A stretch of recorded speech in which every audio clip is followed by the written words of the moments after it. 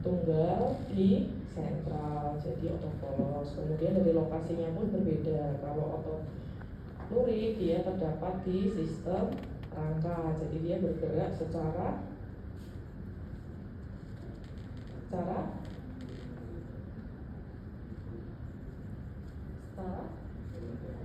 volunter atau involunter. Kalau volunter itu yang artinya apa?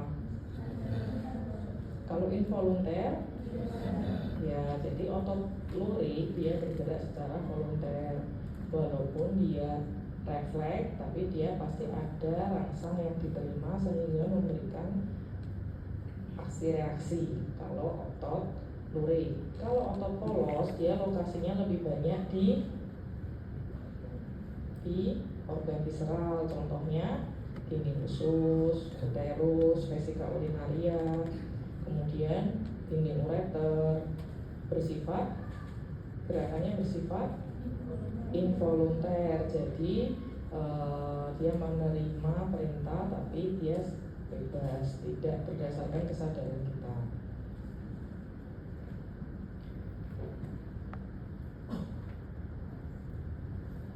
Kemudian ada otot jantung. Kalau otot jantung dia keras, berarti lokasinya di jantung. Kemudian apa yang membedakan otot jantung sama otot lainnya? Dia sifat kerjanya jantung bersifat involunter, jadi dia sistem sarafnya otonom. Kemudian apa yang membedakan secara histologis? Ada yang namanya dia ductus intercalatus, jadi hubungan antar otot jantungnya itu lebih kuat. Itulah kenapa kalau otot jantung ketahanannya dia lebih kuat, dia tidak cepat lelah. Kemudian dia ya akan setiap hari seumur hidup selalu bekerja, tidak ada istirahatnya. Ductus intercalatus lihat di huruf I, jadi hubungan antara sel-sel otot jantung ini yang hanya ada di otot jantung. Jadi bukan striasi, tapi dia hubungan antara otot jantung. Jadi kayak kalau pernah lihat bambu, nah itu kayak gitu, ductus intercalatus. Jadi bedakan sama striasi. Kalau striasi dia filamen. Ini otot jantung, kelihatan ya, walaupun ductus intercalatusnya itu tipis, tapi masih bisa kelihatan yang di panah-panah ini.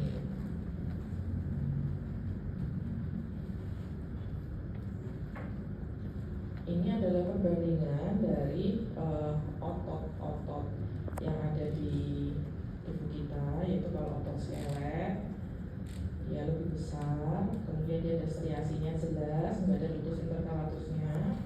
Kemudian kalau otot polos dia bentuknya itu lebih ramping, jadi kadang itu susah dibedakan sama fibroblast, intinya sentral di tengah. Kalau otot jantung dia mirip otot lurik, jadi dia ada striasinya, kemudian ada intinya dan dia bercabang, dan ada ciri khasnya ductus intercalatus. Ini kalau tadi dari potongan longitudinal, jadi kita bisa melihat bentuk ototnya. Kalau dari bentuk ototnya, otot polos itu dia lebih ramping. Kalau otot lurik dia lebih silinder.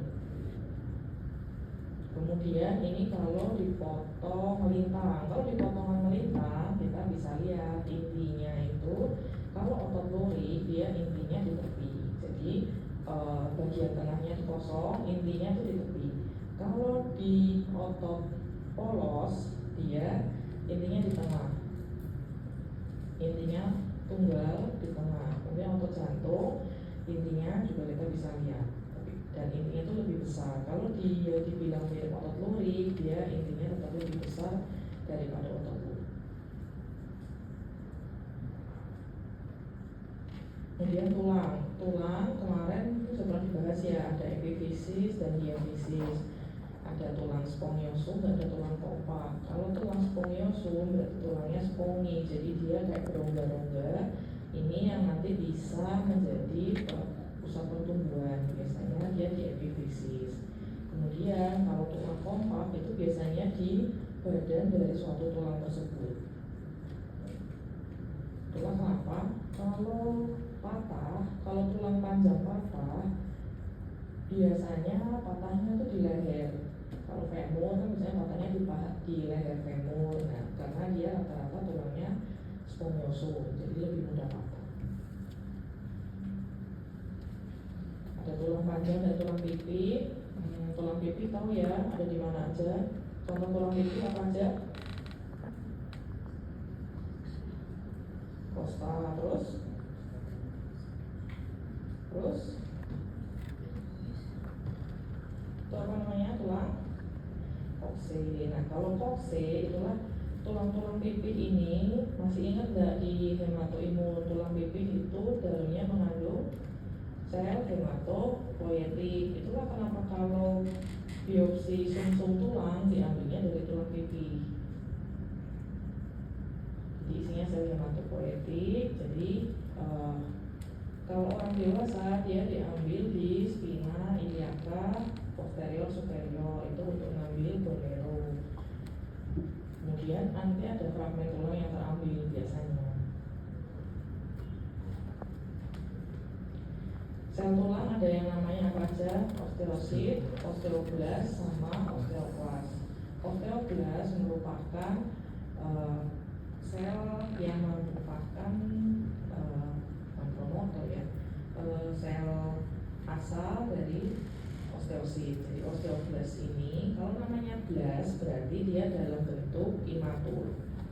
Ini kalau osteoblast normal, dia fungsinya nanti ketika dia bentuk dia akan jadi osteosit, dan dia juga menghasilkan matriks osteoid. Tulang itu ada matriksnya. Jadi tulang itu selain ada selnya, ada juga matriks tulangnya. Nah, matriksnya itu yang warnanya merah ini, yang ada tulisannya bone. Ini adalah matriks tulang. Matriks tulang inilah yang nanti akan mengeras. Osteoblast menghasilkan matriks tulang. Osteoblast ini nanti kalau ganas nanti jadi osteosarkoma. Kalau osteosarkoma dia berasal dari osteoblast yang dia kehilangan sifatnya sehingga dia menjadi sel ganas. Nah, karena osteoblast ini menjadi ganas, dia akan menghasilkan matriks osteoid. Jadi tetap ada matriks osteoid yang dihasilkan, tapi gambaran tulangnya, gambaran osteoblastnya menjadi ganas. Kemudian yang namanya osteosit. Nah, kalau osteosit dia sudah matur, dia akan menjadi lebih kecil dan dia akan masuk ke dalam fragmen tulang. Dia akan masuk ke dalam bagian mineralisasi tulangnya. Jadi kalau nanti cari osteosit, carinya di dalam matriks. Kalau yang di luar itu osteoblast.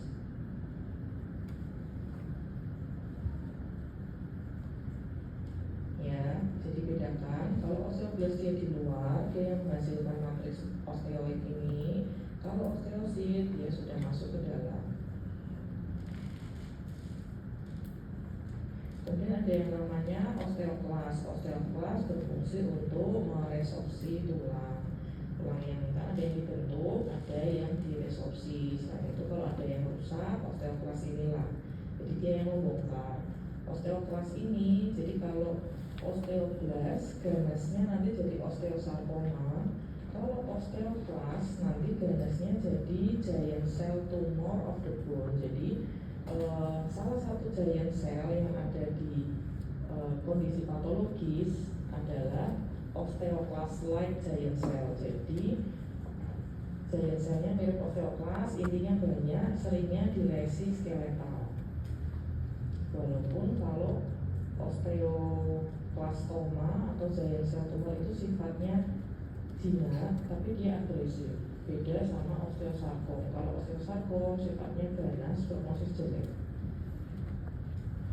Jadi jangan salah, kalau sel tulang ada 3, osteosit, osteoblast, osteoklas, dan masing-masing memiliki ciri khasnya sendiri. Jadi nanti kalau ujian, saya akan ambil dari slide yang saya kasih ini. hafalkan aja. Saya nggak akan ngambil dari tempat lain. Saya harap nggak salah. Kalau osteoklas intinya banyak. Kalau osteoblast dia di luar dari matriks. Kalau osteosit dia di dalam matriks dan intinya lebih kecil. Jadi jangan sampai salah. Ini adalah tulang. Nah, tulang itu ada bagian tulang yang disebut dengan osteon. Jadi tulang itu terdiri dari banyak osteon yang pada bagian tengahnya terdapat kanalis havers yang berisi pembuluh darah, vena, arteri. Nah, inilah kenapa kan dia kan mengalami lamelisasi ya. Jadi dia mengatur itu lamelisasi kalian tahu kayak pohon ada kambiumnya. Nah, itu kayak gitu tulang tuh ketika dia matur. Nah, itulah kenapa jadi dibayangin walaupun di tengah kanalis haversnya itu ada pembuluh darah, tapi karena si lamelisasinya itu tebal, itulah kenapa kalau lesi di tulang itu kadang sembuhnya lama. Jadi tidak secepat di epitel, karena walaupun di epitel itu banyak pembuluh darah, dia tidak ada lamelisasi. Tapi kalau di tulang dia ada lamelisasi, jadi menembusnya itu lama.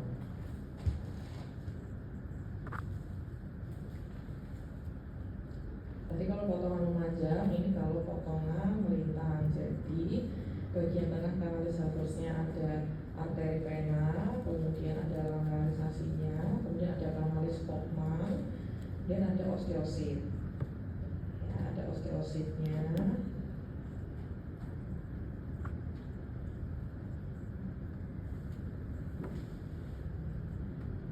Ini kalau di gambar histologinya, jadi tulang ini salah satu preparat yang sulit didapat karena cara potongnya pun sulit. Lebih mudah belajar lewat gambar. Ini nanti ada penjelasannya dibaca.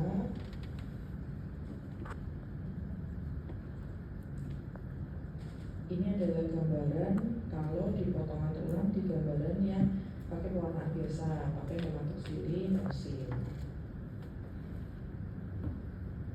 Mineral tulangnya lebih padat. Jadi kalau melihat dari ukurannya ini pada bagian tulang keempat. Jadi mineralnya sudah memadat, beda sama squamosum yang dia lebih longgar.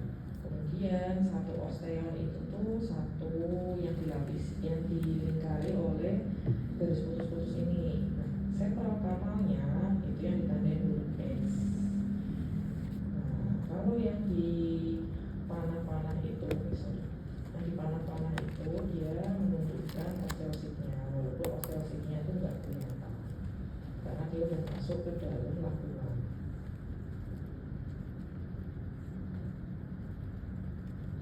Ya, ada namanya kanalis Kopman, menunjukkan antara osteon dan kanalis havers. Oke, ini adalah lapisan pembungkus tulang. Jadi tulang itu ada yang namanya periosteum. Nah, kalau ada yang kenapa tulang itu tuh kalau patah nyeri, walaupun dia tidak ada, kan dia kan tulisnya pembuluh darah, tapi yang nyeri itu ketika di periosteumnya yang kena. Jadi ketika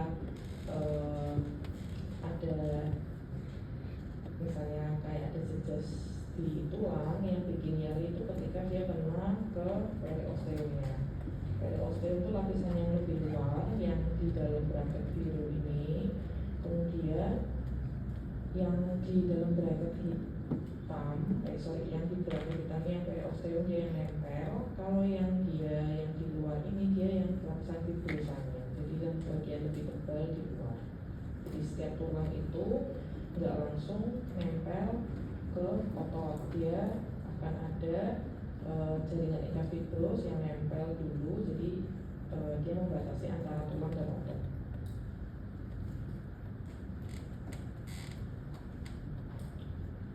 Endokondral ossifikasi kalian sudah belajar ya. Ini kalau pada tulang-tulang yang masih biasanya pada bayi atau pada janin, biasanya dia ada eh, gambarannya bisa dilihat, dia ada bagian tulang kompaknya, tapi dia ada pusat pertumbuhan yang biasanya itu terdiri dari kartilago hyaline. Itulah kenapa kalau pada anak-anak tulangnya itu lebih banyak daripada orang dewasa, karena dia tulang-tulangnya itu belum semua mengalami osifikasi. Beberapa tulang akan bergabung menjadi tulang-tulang dewasa dan kemudian mengalami osifikasi.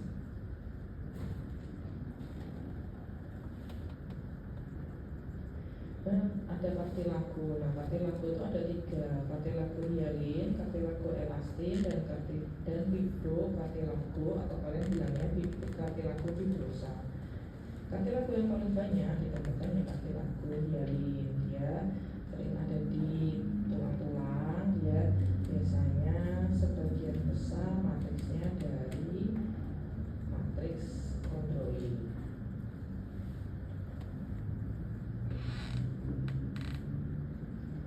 Ini jadi kalau pada epiphyseal growth plate yang ada di tulang, dia itu biasanya ada area-areanya, tapi ini kalian baca aja, kayaknya terlalu kejam kalau keluar waktu ujian, nanti dilihat sendiri ya.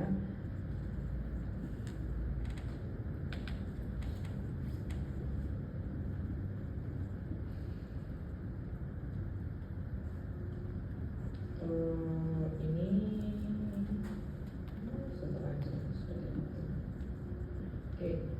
kartilago ada 3. Kartilago yang tadi paling banyak kan hyaline, elastin, dan fibrosa.